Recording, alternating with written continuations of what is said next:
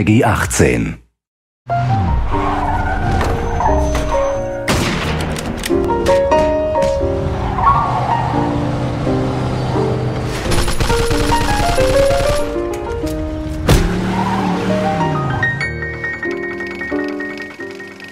At its core, Mafia II is a third-person action crime game. It has all the exciting car chases, all the gunfights and all the melee combat that you'd expect from a game like this. Our target kind of experience was very much things like Goodfellas, Godfather, very kind of adult movies with very serious themes. And for that to happen, we needed the game world to be realistic.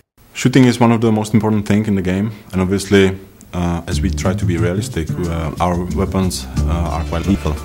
We really want it to feel like deadly combat. What we don't want is the player sort of rushing enemies and doing things like that, you know.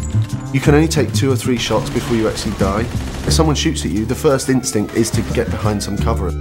It really feeds into that intense feeling that we really want from the gun combat experience. We spent a lot of time and effort on the cover system because the player will spend a lot of time using it.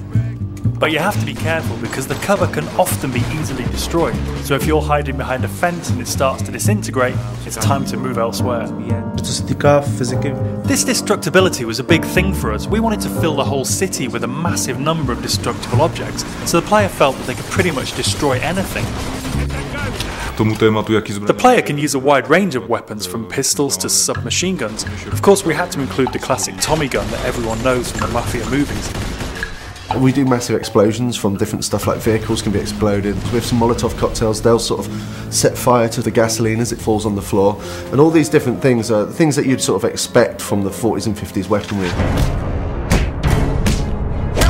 Melee combat in the game is a really sort of visceral experience. We want it to feel really brutal. So it's a very simple system. Using 2 buttons, you perform these either hard punches or light punches, and then using a combination of these, you perform these finishing moves. And the coolest thing is these finishing moves are sort of context sensitive as to where you are in the world. So if you're stood near the hood of a car, then the player might punch a guy and then sort of smash his head against the hood of the car, which is a really cool thing.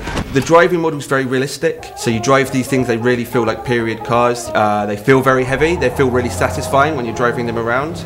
Once you get familiar with the controls, there's a real skill to doing the handbrake turns, the donuts and the skids in the street.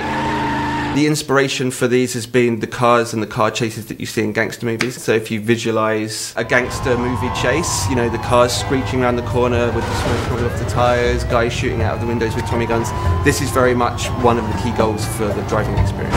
We've got like a few features in the game which allow the player to sort of like personalise their vehicle. In the body shops you can customise the car a fair deal. You choose the car that you like the best. You know, I'm going to choose to take this car on the mission because it's better than every other car in the city. I think that's a pretty cool decision to make. Our gameplay is great. We've got shooting, car chasing, everything a game needs, but we also need to link it to the story to create a believable game.